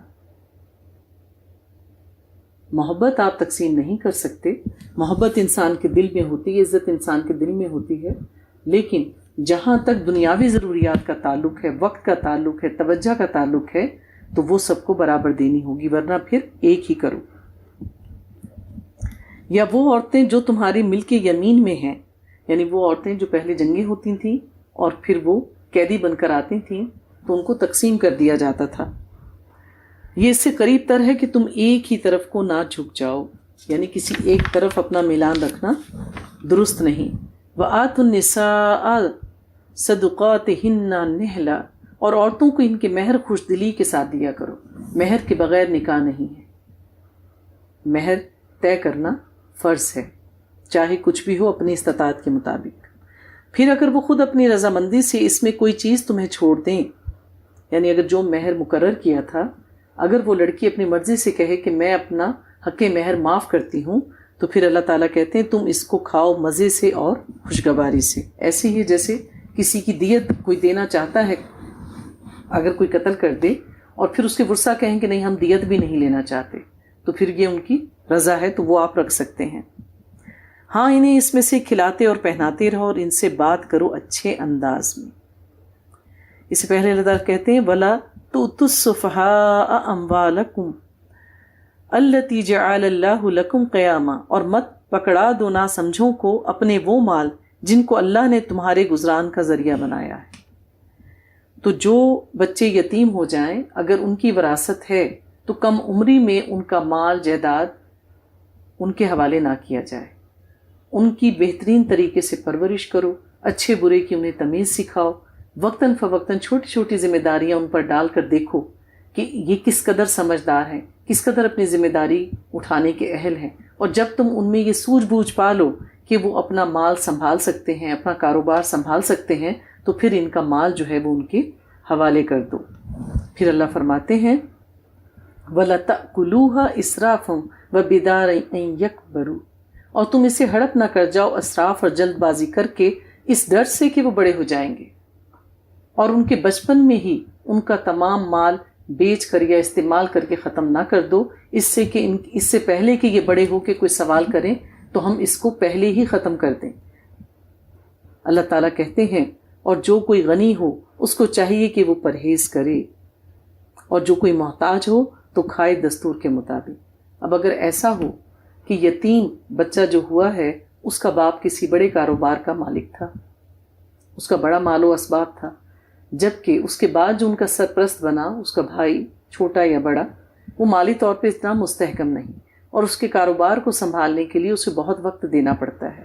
ایسی صورت میں اللہ تعالیٰ نے اجازت دی ہے کہ وہ جو اس کے کاروبار سے نفع آئے اس میں ایک معروف طریقے سے، جیسے ہم کہتے ہیں نا، اپنی ایک سیلری مختص کر لے اور پھر وہ اس میں سے لے سکتا ہے۔ اللہ تعالیٰ فرماتے ہیں کہ پھر جب تم یہ دیکھو کہ ان کے بچے بڑے ہو گئے ہیں تو پھر کچھ لوگوں کو گواہ بنا کے ان کا مال، ان کی جائیداد ان کے حوالے کر دو۔ وَكَفَى بِاللَّهِ حَسِيبًا، اور اللہ کافی ہے حساب لینے کے لیے۔ آیت نمبر 7 میں اللہ فرماتے ہیں وَلِلرِّجَالِ نَصِيبٌ مِّمَّا تَرَكَ الْوَالِدَانِ وَالْأَقْرَبُونَ، مردوں کے لیے بھی حصہ ہے اس میں سے جو ترکہ چھوڑا ہو والدین نے اور رشتہ داروں نے، اور عورتوں کا بھی حصہ ہے اس میں سے جو ترکہ والدین اور رشتہ دار چھوڑ جائیں۔ تو یہاں پہ عورتوں کو ان کا حق وراثت دیا گیا، چاہے وہ وراثت تھوڑی ہو یا زیادہ ہو، اس میں مرد اور عورت دونوں کا اللہ نے حصہ رکھا ہے، نصیبا مفروضا، اور یہ حصہ ہے فرض کیا گیا۔ اللہ نے ان سب رشتوں کے جو حصے ہیں وہ خود مقرر کیے ہیں۔ آیت نمبر 8 میں اللہ فرماتے ہیں اذا حضر القسمۃ اولو القربى والیتامى والمساکین فارزقوهم منہ وقولوا لهم قولا معروفا، اور جب حاضر ہوں تقسیم کے وقت قرابت دار، یتیم اور محتاج، تو انہیں بھی کچھ دے دلا دو اور ان سے معقول انداز میں بات کرو۔ جب کسی کا انتقال ہو جاتا ہے تو آپ دیکھتے ہیں دور پرے کے رشتہ دار بھی آ جاتے ہیں، صرف ورثہ ہی نہیں آتے، عزیز و اقارب بھی دور دور سے آتے ہیں۔ اور جب آپ دیکھیں کہ مرنے والا صاحب حیثیت تھا، صاحب وراثت تھا، تو پھر جو دور پار کے رشتہ دار ہیں، ظاہر وراثت میں ان کا حصہ نہیں ہے، تو تلقین کی جا رہی ہے، یہی صلہ رحمی ہے کہ اپنی وراثت کے تقسیم ہونے سے پہلے سے اس میں سے کچھ چیزیں ان کو دے دو، چاہے وہ ضرورت استعمال کی چیزیں ہیں یا باہمی مشاورت کر کے جو مناسب ہو ان کو دے دلا دو، اور ان کے ساتھ اچھی بات کرو۔ یہ نہیں کہ ماں باپ نہیں رہے گی تو ان کے رشتے میں چچا لگتے تھے یا دور کے بھائی لگتے تھے یا بہن لگتی تھی، اب ہمارا ان سے کیا تعلق۔ یہ رویہ سخت ناپسند ہے اللہ تعالیٰ کو۔ اللہ فرماتے ہیں اور ڈرتے رہنا چاہیے ان لوگوں کو کہ اگر انہوں نے بھی چھوڑے ہوتے اپنے پیچھے ناتواں بچے تو ان کے بارے میں انہیں کیسے کیسے اندیشے ہوتے، اور جب ان غریب اور مسکین رشتہ داروں کو آپ آئے ہوئے دیکھو تو ایک لمحے کو سوچو کہ ایسا بھی ہو سکتا تھا کہ میں اس دنیا سے جاتا اور میں کمزور ہوتا، میرے پاس مال و متاع نہ ہوتا تو میرے بچے بھی کسی کے ہاں اسی طرح بیٹھے ہوتے، تو آج میں کسی کے ساتھ نرم دلی کا معاملہ کروں گا، بہترین انداز سے ان کو عطا کروں گا، تو کل کوئی ہمارے ساتھ بھی اس طرح کا معاملہ کرے گا۔ وَلْيَقُولُوا قَوْلًا سَدِيدًا، اور سیدھی سیدھی بات کریں۔ یقیناً وہ لوگ جو یتیموں کا مال ہڑپ کرتے ہیں ناحق، وہ اپنے پیٹوں میں آگ بھرتے ہیں اور اللہ تعالیٰ عنقریب ان کو بھڑکتی ہوئی آگ میں داخل کر دیں گے۔ آیت نمبر 11 میں اللہ فرماتے ہیں یُوصِیکُمُ اللّٰہُ فِی اولادکم، اللہ تمہیں تمہاری اولاد کے بارے میں وصیت کرتا ہے کہ لڑکے کے لیے حصہ ہے 2 لڑکیوں کے برابر، لڑکی کا 1 لڑکے کے 2۔ اس پر بھی لوگوں کو بڑا اعتراض ہوتا ہے کہ یہ کیا انصاف ہے، اس کے پیچھے اللہ کی بہترین حکمت ہے۔ اور جب آخر میں جا کے مختلف رشتوں سے گزر کر آپ دیکھیں تو پھر عورت کو بھی کم نہیں رہتا، عورت کو تو مہر بھی ملتا ہے، اور بہت سی چیزیں جب آپ ان کا حساب برابر کر کے لگائیں تو عورت کو اللہ تعالیٰ نے کم نہیں رکھا۔ اللہ تعالیٰ فرماتے ہیں پھر اگر لڑکیاں ہی ہوں 2 یا 2 سے زیادہ تو ان کے لیے ترکے کا 2/3 ہے، اور اگر ایک ہی لڑکی ہے تو اس کے لیے آدھا ہے۔ اگر کسی کی ایک ہی بیٹی ہے اور فوت ہو جائیں تو ان کی بیٹی کو پوری جائیداد میں سے آدھا ملے گا۔ ظاہر ہے اگر ایک ہی بیٹا ہے تو وہ پورے ترکے کا وارث ہو جائے گا، لہٰذا جب بیٹی ہے تو بیٹے سے اس کو آدھا ملے گا۔ اور میت کے والدین میں سے ہر ایک کے لیے 6واں حصہ ہے جو اس نے چھوڑا اگر میت کے اولاد ہو۔ اگر ایک بیٹا ہے یا ایک بیٹی ہے تو بیٹے کو تو ساری جائیداد مل جائے گی اور بیٹی کو آدھی ملے گی، اور ماں باپ کو اگر زندہ ہیں تو ان کو 6واں حصہ ملے گا۔ پھر اللہ فرماتے ہیں کہ اگر کوئی شخص لا ولد فوت ہو جائے تو اس کے ترکے میں سے اس کی ماں کو 1/3 اور باپ کو 2/3 ملے گا، یعنی باپ کا حصہ ماں سے دگنا ہو جائے گا۔ وہی مرد و زن کی بات ہو گئی کہ عورت کا آدھا اور عورت کا 1 اور مرد کا دگنا، تو پھر یہاں پر کیا ہوگا کہ ماں کو 1/3، 3 میں سے 1، اور باپ کو 3 میں سے 2 حصے۔ اگر مرنے والا بے اولاد ہو لیکن اس کے بھائی بہن ہوں تو اس صورت میں ماں کا حصہ مزید کم ہو جائے گا اور 1/3 کی بجائے 6واں حصہ ملے گا اور باقی حصہ باپ کو ملے گا، لیکن بہن بھائیوں کو کچھ نہیں ملے گا، وہ باپ کی طرف سے وراثت کے حقدار ہوں گے۔ لیکن ساتھ ہی اللہ تعالیٰ نے فرما دیا من بعد وصیۃ یوصی بہا او دین، لیکن اگر اس نے کوئی وصیت کی ہے تو پہلے اس کی وصیت پوری کی جائے گی، اس کے بعد اگر اس نے کسی کا قرض دینا تھا تو پھر وہ ادا کیا جائے گا، اور اس کی وراثت پھر یہ دونوں کام کرنے کے بعد تقسیم کی جائے گی۔ تمہارے باپ اور تمہارے بیٹے تم نہیں جانتے کہ ان میں سے کون تمہارے لیے زیادہ فائدہ مند ہے۔ اللہ تعالیٰ نے وراثت کو ایک حکمت کے تحت تقسیم کیا ہے، اور جو جانے والا ہے اس دنیا سے وہ نہیں جانتا کہ اس کے پیچھے اس کے حق میں بہترین اعمال کون کرے گا، وہ نہیں جان رہا ہوتا۔ تو لہٰذا اللہ تعالیٰ کے فیصلوں میں اپنی عقل سے انسان کو کام نہیں لینا چاہیے۔ جب اللہ نے فیصلہ کر دیا تو جان لو کہ وہی بہترین فیصلہ ہے۔ ان اللہ کان علیما حکیما، یقیناً اللہ تعالیٰ علم اور حکمت والا ہے۔ اللہ فرماتے ہیں اور تمہارا حصہ تمہاری بیویوں کے ترکے میں سے آدھا ہے اگر ان کے کوئی اولاد نہ ہو۔ اگر کسی کی بیوی صاحب جائیداد ہے، صاحب حیثیت ہے، اس کا انتقال ہو جائے لیکن ان کے اولاد نہیں تھی تو پھر خاوند کو آدھا ملے گا، اور بیوی فوت ہوگی، اس کی کوئی اولاد نہیں تو پھر کیا ہے، عورت مرد کو نصف ملے گا، اور اگر ان کی اولاد ہے تو تمہارے لیے 1/4 حصہ ہے اس میں سے جنہوں نے چھوڑا۔ اگر بیوی کی کوئی اولاد نہیں، خاوند کو آدھی جائیداد میں سے ملے گا، باقی اس کے ماں باپ اور بہن بھائیوں کو ملے گا۔ لیکن اگر اولاد ہے تو پھر خاوند کا بیوی کی جائیداد میں سے 1/4 حصہ ہے، لیکن پہلے اس کی وصیت پوری کی جائے گی، اگر کوئی اس کے ذمہ قرض ہے وہ ادا کیا جائے گا، اس کے بعد اس کی جائیداد کو تقسیم کیا جائے گا۔ اور ان کے لیے 1/4 ہے تمہارے ترکے کا اگر تمہارے اولاد نہیں. اسی طرح خامند کا انتقال ہو جائے اور ان کے بچے نہیں تھے تو خامند کی کل جائیداد کا کیا کہتے ہیں چوتھائی حصہ جو ہے وہ بیوی کو دیا جائے گا.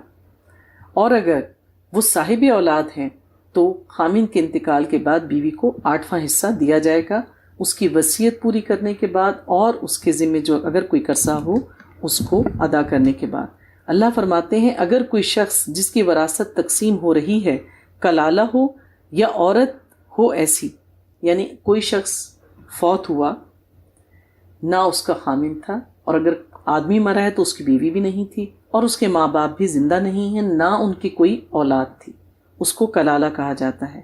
اور اس کا ایک بھائی یا ایک بہن ہو تو ان میں سے ہر ایک کے لیے 6واں حصہ ہے، اور اگر اس سے زیادہ ہوں تو وہ سب 1/3 میں شریک ہوں گے.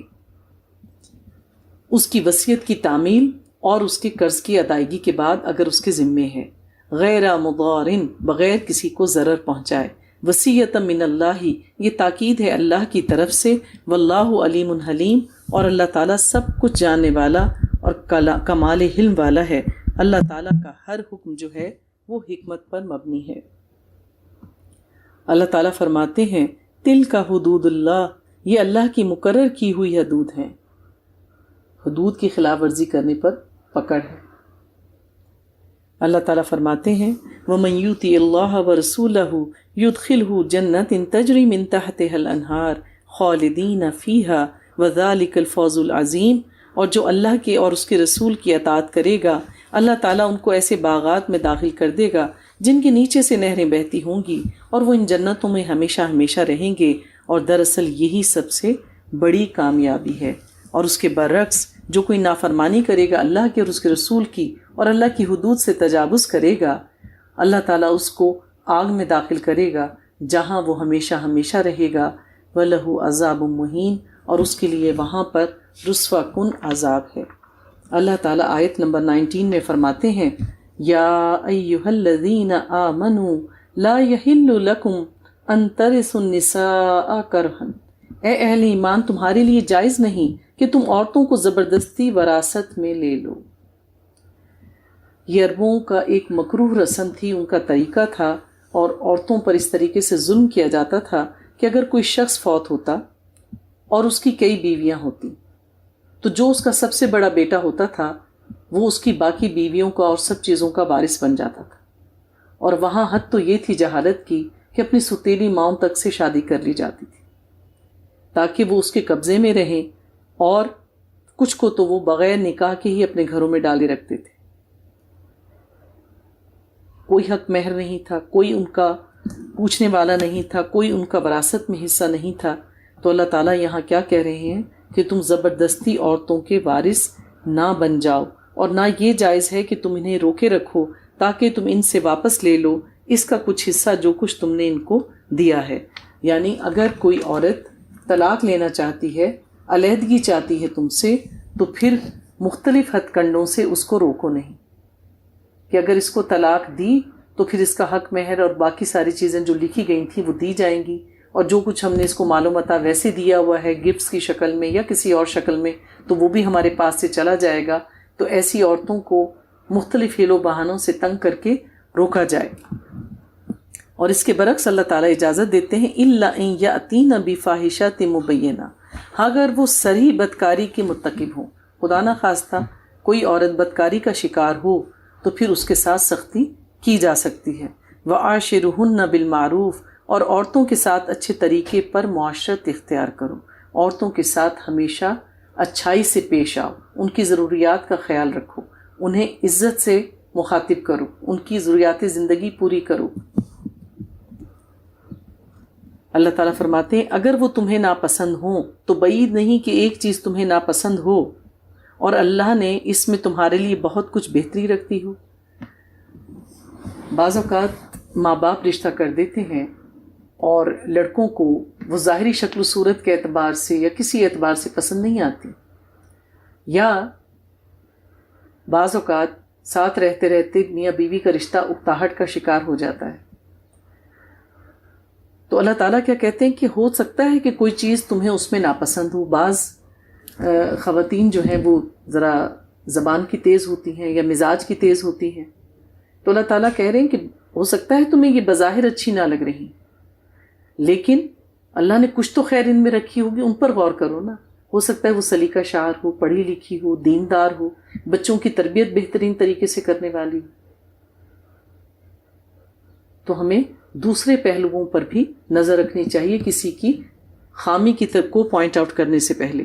اور اگر تمہارا ارادہ ایک بیوی کی جگہ دوسری بیوی لے آنے کا ہو, اگر تم نے فیصلہ کر ہی لیا کہ دوسری شادی کرنی ہے اور ان میں سے کسی ایک کو تم نے ڈھیروں مال دیا ہو, تو اس میں سے کوئی بھی شے واپس نہ لو.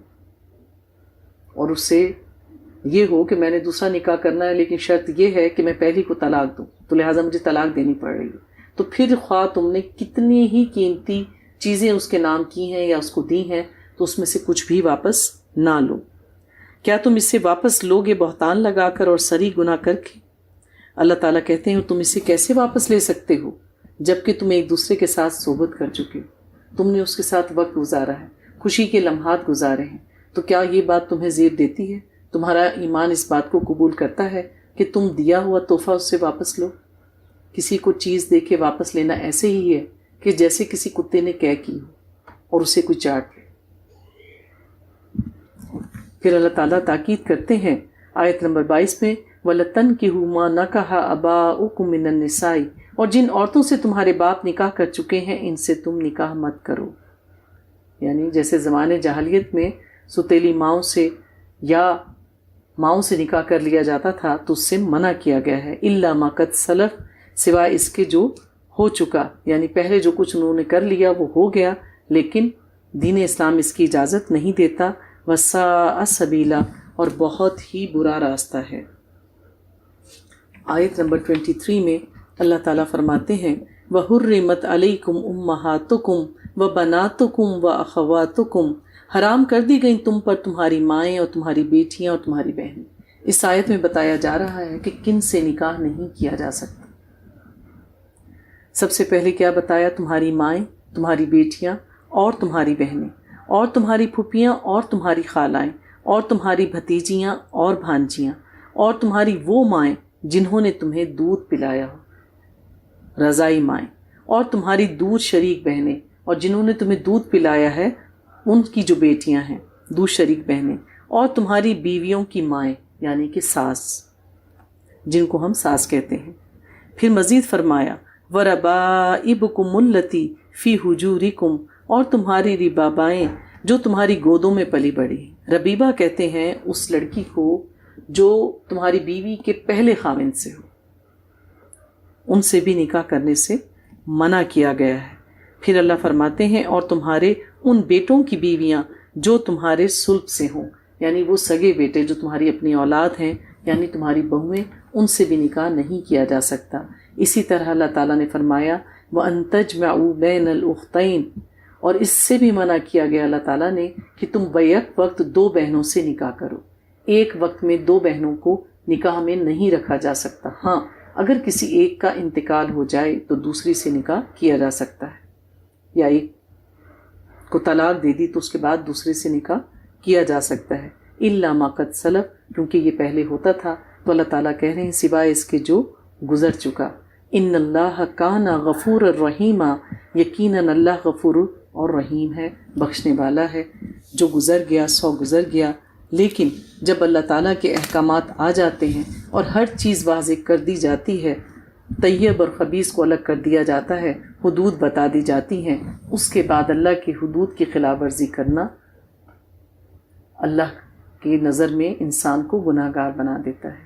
اللہ تعالیٰ ہم سب کو احکام الہی کو سمجھنے اور اس پر عمل کرنے کی توفیق عطا فرمائے.